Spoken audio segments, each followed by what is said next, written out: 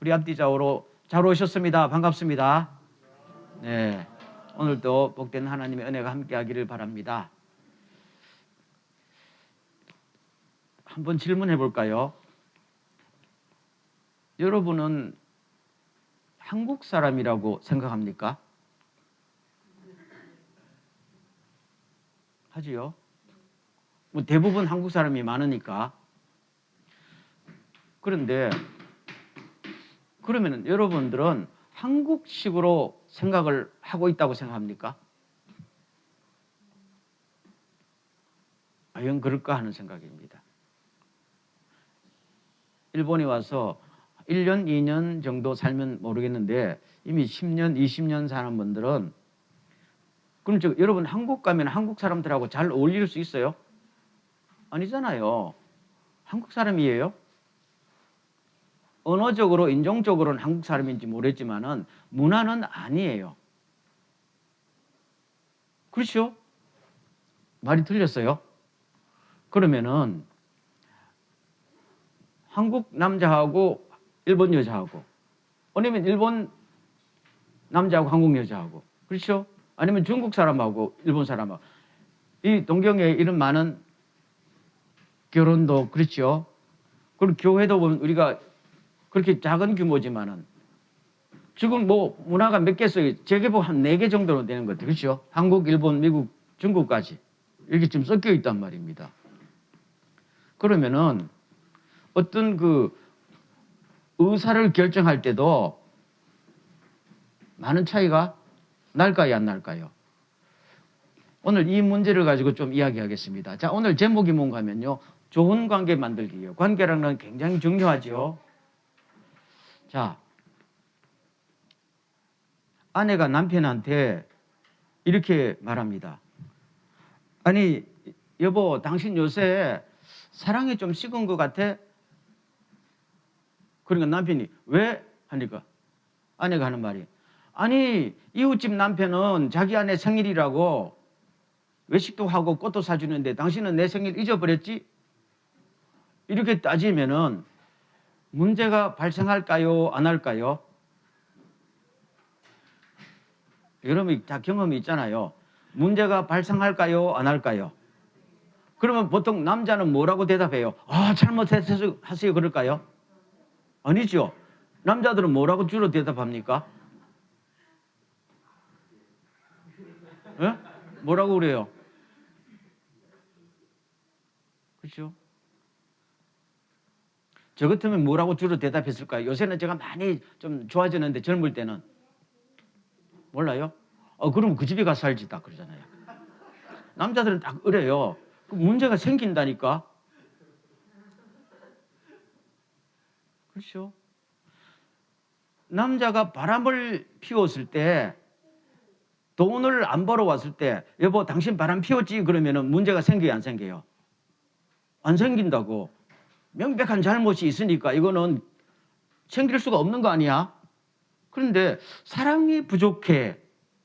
이걸 따지면 문제가 생기는 거지요. 그런데 이게 묘한 차이란 말입니다. 근데 실제로 우리가 살아보면은 너 바람 피웠지 가지고 싸우지 않아요. 항상 사랑이 부족했지. 결혼기념일을 안 챙겼지. 왜 내한테 말투가 그래? 이런 거지요. 그러면 이거 죄 짓는 거예요? 이거 결혼기념일 잊어버린 게 죄예요? 아니잖아요. 그렇지. 실수지 죄는 아니지. 근데 실제로 가족이나 교회 공동체나 인간관계 속에서 너가 죄를 지었기 때문에 문제가 되는 경우보다도 이런 것 때문에 다 우리 인간관계를 힘들게 하는 거 아니에요? 그렇죠? 그러면 또 한번 물어봅시다. 결혼기념일 잊어버렸어. 그것이 사랑이 식어진 증거야. 그거하고 우리 신앙생활하고 무슨 관계 있어요? 오늘 또 이상한 질문 한다 하지 말고 좀 여러분 생각을 한번 대답해 봐요. 없어요? 없는데 왜 교회 안에서 그런 문제 가지고 문제가 생길까요? 없는데 왜 예수 믿는 부부 사이에 그런 문제 가지고 싸움이 생길까요? 없다면서. 있어요?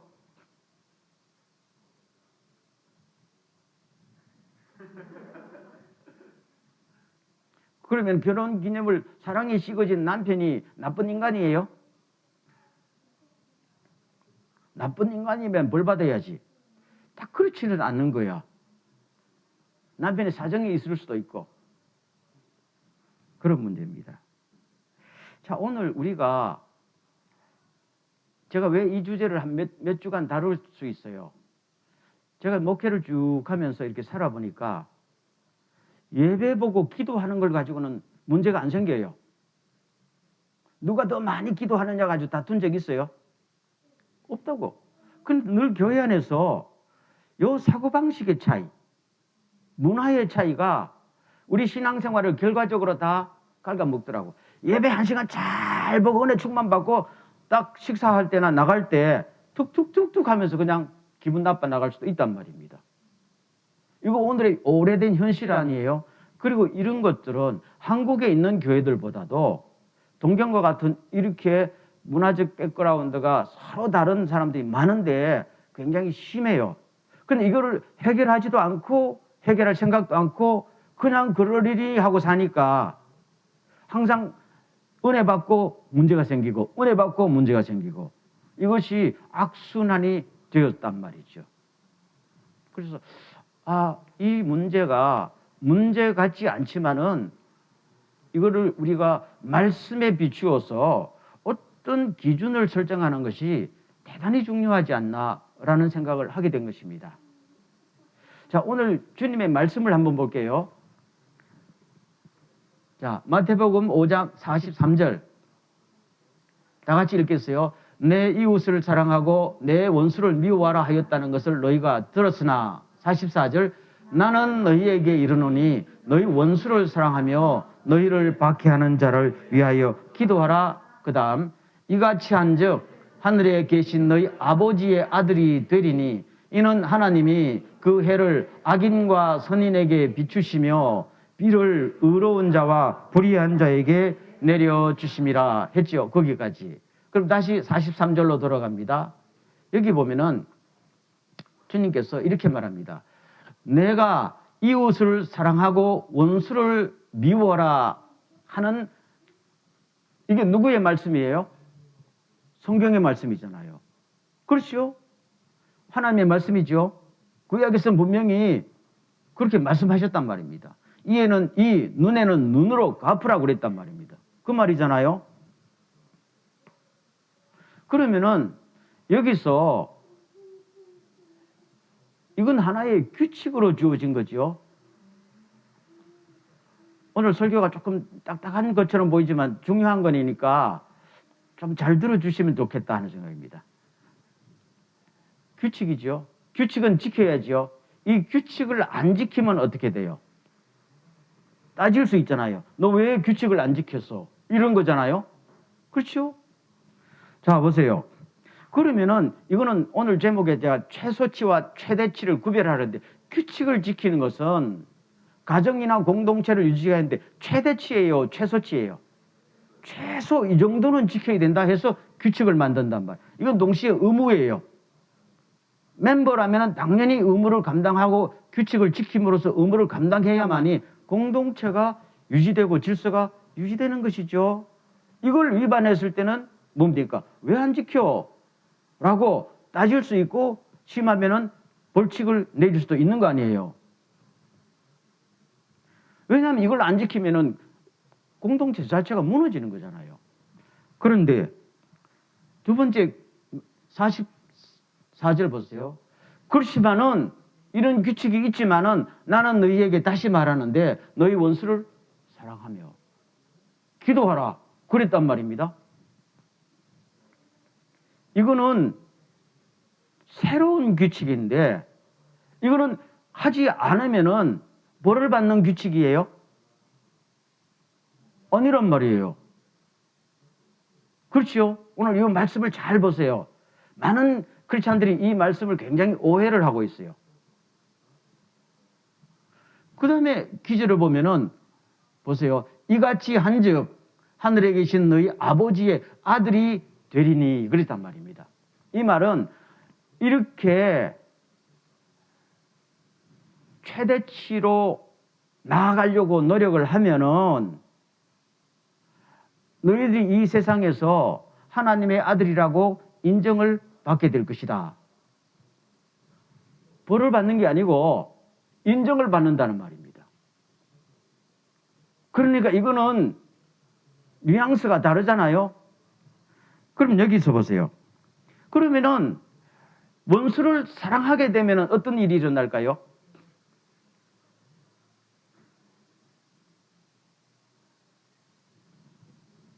그렇죠. 만약에 교회 안에서 원수를 사랑하는 사건이 일어나면은 교회는 어떻게 될까요? 하나님의 나라가 되는 거죠. 성령님이 역사하시고, 그렇죠. 감동이 있고, 아, 이게 바로 교회구나. 그러잖아요. 그렇죠. 그러면은 원수를 사랑하는 일이 일어나지 않아도 교회는 교회 맞지요? 적어도 이웃을 사랑하니까요. 이웃을 사랑하고 원수를 미워하는 것은 최소한의 규칙이죠. 이것만 지켜도 공동체는 유지돼요. 그런데 원수까지 사랑하게 되면 공동체는 뭡니까? 본연의 목적을 달성하고 꽃이 피고 열매가 맺는다는 거잖아요. 그렇죠. 아까도 말했죠. 남편이 바람 안 피우고 돈 벌어주면 부부관계 유지되는 거지요. 왜요? 결혼 서약은 지키는 거지요. 근데 남편이 항상 결혼 기념일 챙겨주고 맛있는 게 챙겨주고 맨날 사랑한다 사랑한다 하면서 하게 되면은 결혼 생활을 잘했구나. 진짜 이게 결혼이구나. 행복하단 말입니다. 그렇지만은 아까 거는 문제를 삼으면 문제가 되고 따지면 따질 수 있는 건데 이번에 거는 뭡니까? 원수를 사랑하라 하는 걸 따지게 되면 너 왜 원수 사랑 안 했어? 이걸 따지게 되면 문제가 돼요, 안 돼요? 문제가 발생하는 거예요. 이거는 처벌 사항이 아니고 무슨 사항이요? 격려를 해야 되는 문제입니다. 자, 그 다음 말을 보면 조금 더 뜻이 납니다. 너희가 너희를 사랑하는 자를 사랑하면 무슨 상이 있으리요? 세리도 이와 같이 한다. 그렇단 말입니다. 이웃을 사랑하는 것은 세리들도 하는 일이다. 세리는 그 당시에 사람들한테 인정받지 못했죠. 너희들이 무시하는 세리들도 자기 이웃은 사랑한다는 거예요. 자기가 사랑하고 싶은 사람은 사랑하잖아요. 아니, 조직폭력배도 자기들끼리는 사이가 좋거든요. 그렇지 않아요? 그러니까 공동체가 유지. 어느 사람도 자기들 보십시오. 1절로 다시 가보십시오. 47절로. 46절로. 너희가 너희를 사랑하는 것이요. 사랑하는 것은 의무지요. 필요 없잖아요. 예를 들면 국가에 세금 내면 상 줍니까? 안 주지. 의무니까요. 아니에요. 그건 안 하면 처벌받는 거죠. 이거는 장려사항이고 공동체가 목적하는 이야기죠. 신이에요. 의무를 통해서 가정이 유지되고 교회가 유지돼요. 자발적인 헌신을 통해서 꽃이 피고 열매가 맺는단 말입니다. 그러면은 오늘 이 말씀 보세요. 주님은 너희들이 의무만 다하면 안 된다 그랬잖아요. 우리가 섬기는 하나님은 완전하신 분이니까 너희들이 완전하게 될 수 있도록 최대치를 향해서 지금도 노력하고 나아가야 된다. 그 중에 하나가 뭡니까? 원수를 사랑하라. 그 방법이잖아요. 그럼 우리 크리스찬들은 목표를 어디에 둬야 됩니까? 원수를 사랑해야 돼요. 원수를 사랑하는 데까지 갈 수 있어야 된단 말입니다. 그래야 교회가 사명을 감당하는 거예요. 유지되는 정도만 아니고. 근데 다시 돌아갈게요. 당신 사랑이 식었어? 이걸 가지고 문제를 삼으면 돼요, 안 돼요? 안 된다.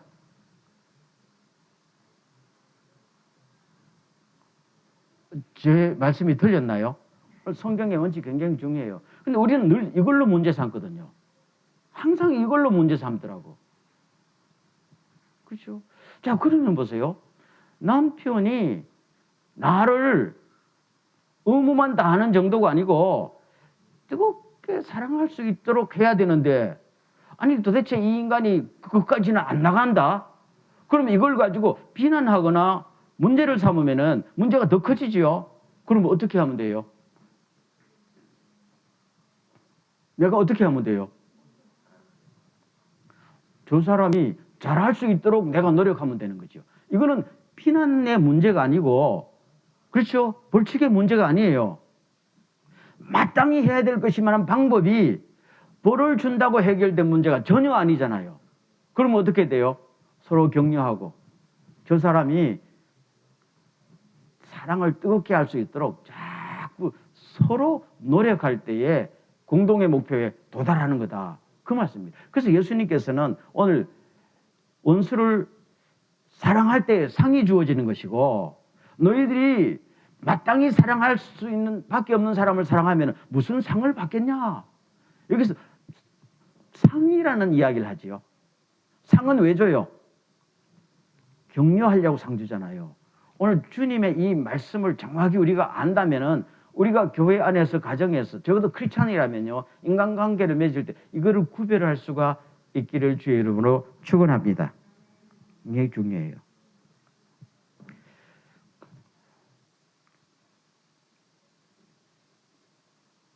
예를 들어 보세요. 고린도 교회에서 고린도전서 5장에 보면요, 참 안 좋은 일이 하나 일어났죠. 어떤 남자가 자기 아버지의 여자가 많았지요. 많았겠지. 여자와 관계를 맺었어요. 이거는 잘못된 일이죠. 이거는 범죄 아니에요. 규칙 위반이지요. 그럼 이건 어떻게 돼요? 문제를 삼고 고쳐야지요. 이것이 성경의 원칙 아닙니까? 그런데 고린도 교회 교인들은 어떻게 했어요? 아니다 하면서 이거를 따지지 마라 했단 말입니다. 그럼 여러분 보세요. 왜 마땅히 규칙을 위반했으면은 바로잡아야 공동체가 유지될 거 아니에요? 그런데 이거를 따지지 말자 하고 오히려 이것을 문제로 삼고 회개하라 하는 사도 바울을 가지고 당신이 잘못했어 하니까 일파만파로 고린도 교회가 엄청나게 문제가 됐죠. 이거 하나 해결하지 못하는 교회가 된 거잖아요. 그러면 여기서 중요한 게 있습니다. 고린도 교인들은 왜 그렇게 했을까요?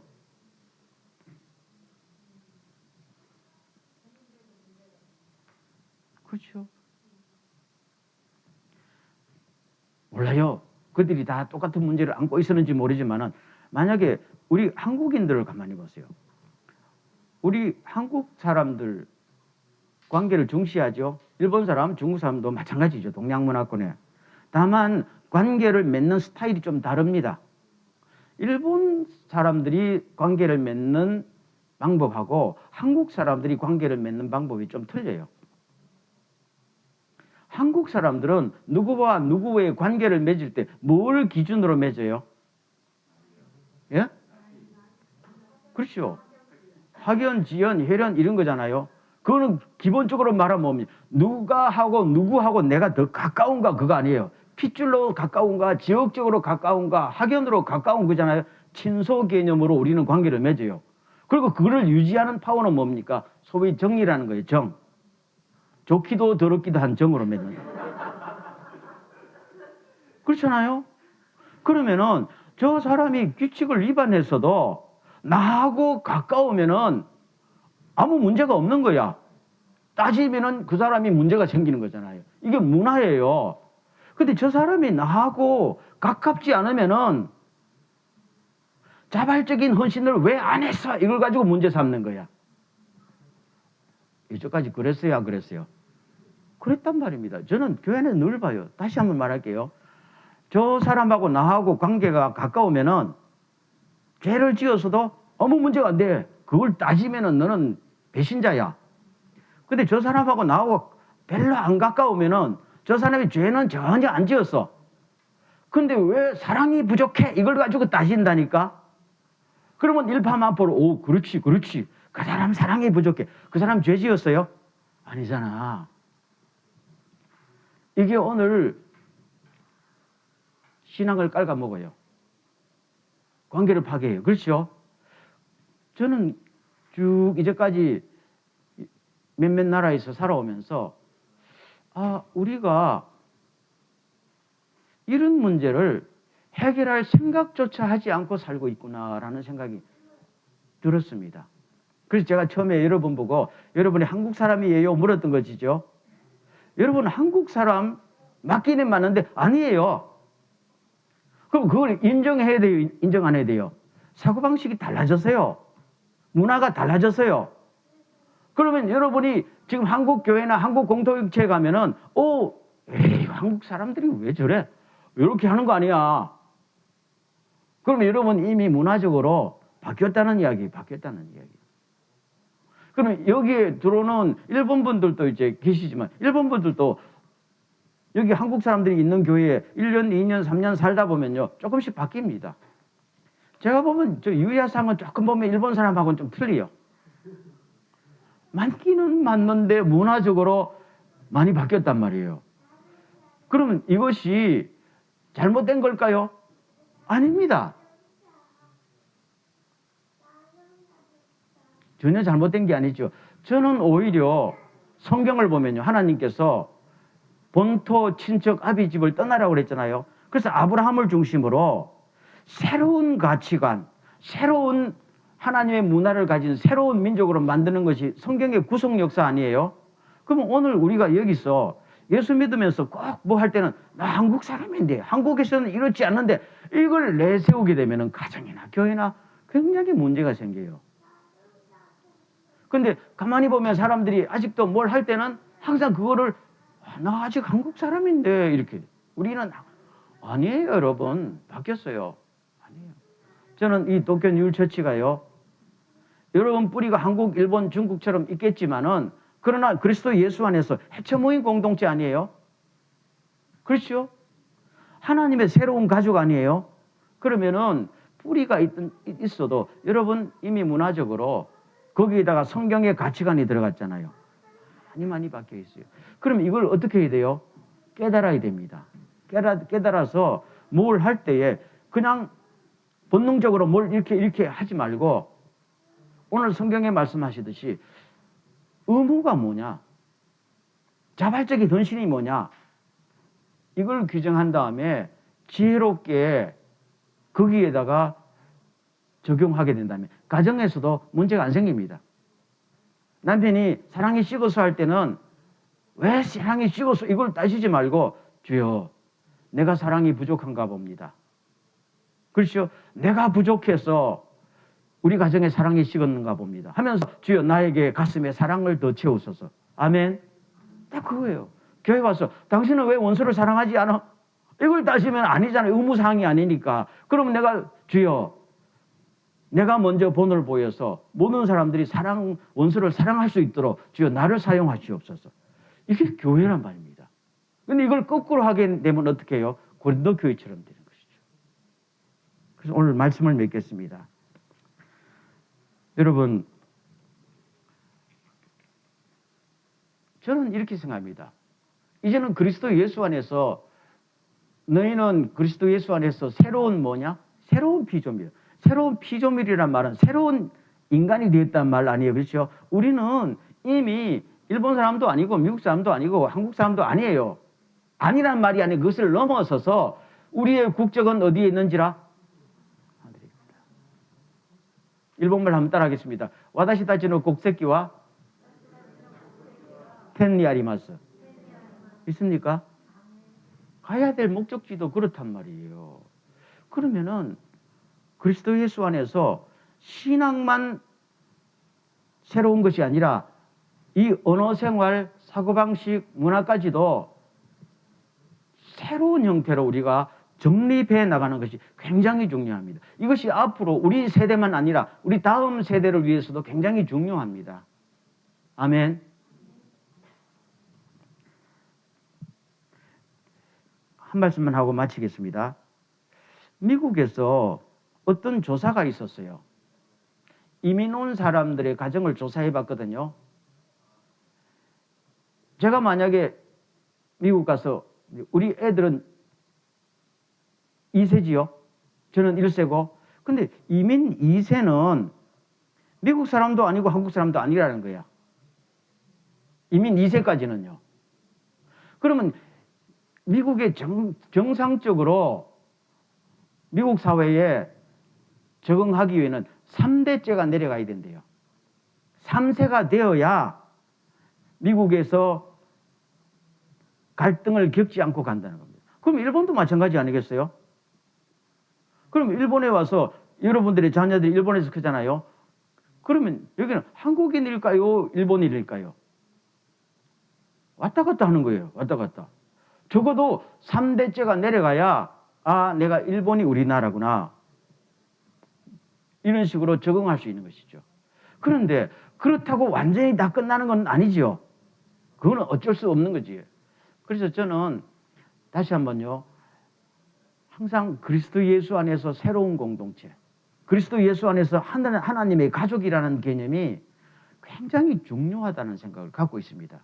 그래서 우리의 다음 세대들 할 때도 새로운 세대로서 우리는 모든 문화 속에서 영향을 미치는, 그렇죠? 하나님의 가족으로서의 존재감을 드러내면서 하나님의 말씀과 하나님의 가치관을 가지고 도전하면서 사회를 바꾸어 나가는 그 역할을 하는 것이 바로 교회 아니에요? 근데 반대가 되어서 각종 문화가 들어와 가지고, 그렇죠? 사고방식이 믹스돼 가지고 신앙 자체가 뭡니까? 해해져 버리면은 교회는 뭡니까? 은혜는 아무리 받아도 나중에는 뭡니까? 뼈대가 없는 사람처럼 허물거리게 되는 거지. 이게 지금 제가 보면 거의 많은 해외 교회들의 현상이 아닌가 생각됩니다. 그래서 여러분들은 비교적 우리가 소수의 무리고 아직도 그 젊은 분들이 많기 때문에 이거는 충분히 할 수 있을 거 아니냐. 신앙생활, 기도하는 거, 예배하는 것만큼이나 중요하다라는 생각이 들었습니다. 아멘. 우리들에게 이런 지혜와 깨달음이 있기를 간절히 소원합니다. 기도하겠습니다. 우리 통성으로 기도할 때 하나님, 우리들에게 하늘나라의 가족, 하늘나라의 시민으로서 새로운 아이덴티티와 새로운 사고방식과 새로운 문화를 스스로 창조하고 퍼뜨릴 수 있도록 지혜와 능력을 주십시오 라고 기도하겠습니다. 다 같이 한번 통성으로 기도합니다.